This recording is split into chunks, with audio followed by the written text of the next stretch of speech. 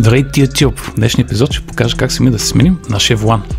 Това са инструментите, от които ще имаме нужда, заедно, разбира се, с желанието на нас волан.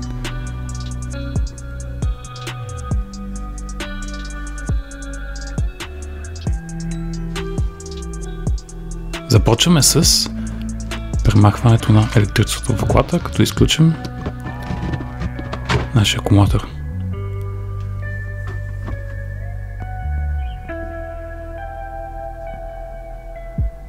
Болта е 10.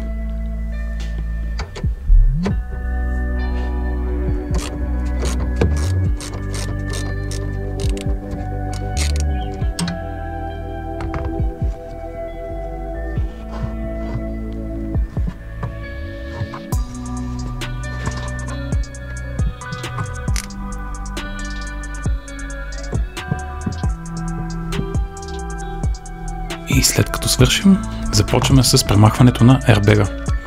Как точно се отключва, ще ви покажа малко по-късно във видеото, тъй като е малко специфично, ни пружинки трябва да се натиснат. Като за сега продължаваме с премахването внимателно на всички конектори, които свързват airbag-а с лентовия кабел. Използвайте такива пикове, много тънки отверки или каквото на вас ви е удобно, но бъдете изключително внимателни, тъй като палчетата на конекторите са много финни, разбира се, от пластмаса.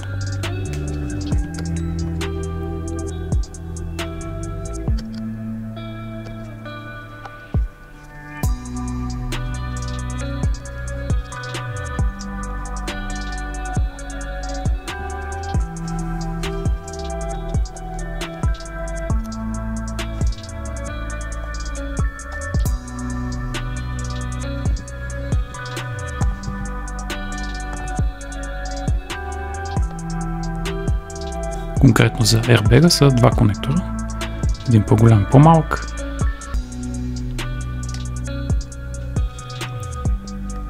Трябва да ви обърна внимание за конкретно за airbag-а, че ако слагате такъв от американски или канадски автомобил, имат малко разлика с европейските. За това трябва да внимавате, когато си купувате, ако са втора употреба.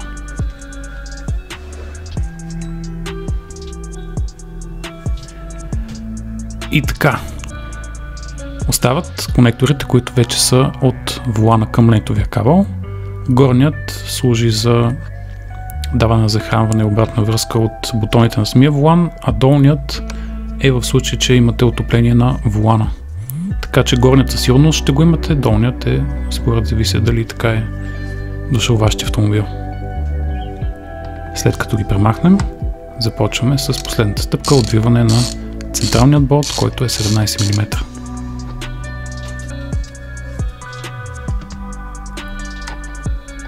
След като го отвиете, не бързайте директно да махате волана, а потвърдете, че има два белега на волана и на втулката отзад, които съвпадат.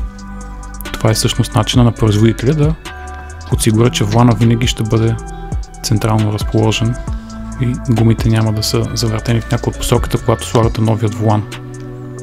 Ето тези две чертички, ако се виждат. Една на волана и една на втулката зад нея. Така че шлиците да съвпаднат точно.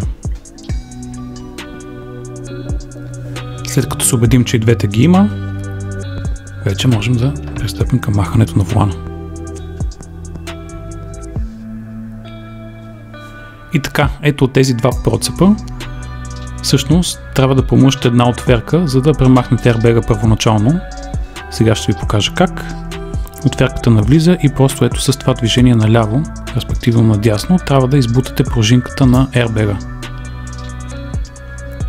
Най-лесно как ще се убедите, първо като ударите този част от корпуса на волана и след това завъртите отверката. Това ще бъде вашето ориентир, или поне това беше моят, защото буквално работите на сляпо. А всъщност какво трябва да направите? Ето тези двете пружини да ги натиснете навътре, за да може да се откопчае самият airbag. Те са доста натегнати, така че наистина трябва да действате със сила, когато се опитвате да ги отключите. И така, взимаме и поставяме новият волан. Убеждаваме, че двата белега съвпадат и го поставяме до край.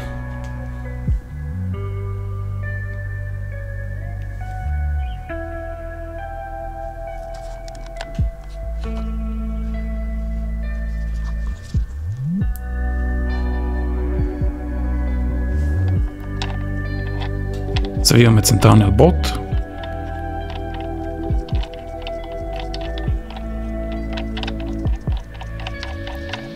След това при затягането, ако имате друга помощ от човек, ще бъде много полезно, тъй като воланът не се заключва и докато натягате, той ще се върти с вас. 60 Нм е усилието, което ще ви е нужно по учебник да затегнете болта. Поставяме обратно нашите конектори и най-накрая airbag-а.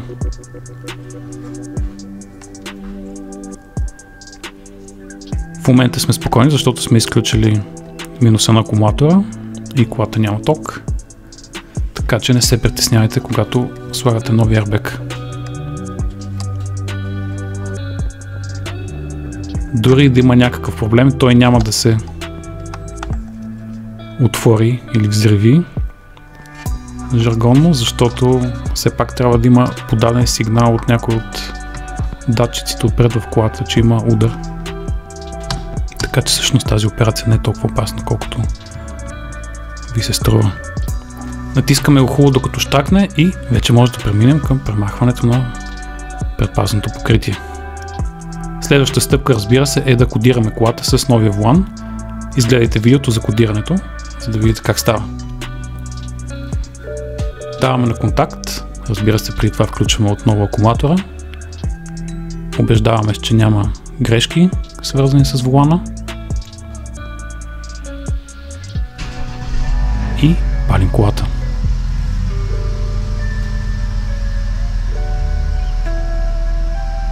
Компютър на колата не показва все още грешки. Пускаме фаровете, за да се убедим, че диодите отзад светят на волана, което е така, но камерата не ги хваща добре. Пускаме отоплението на волана и то работи.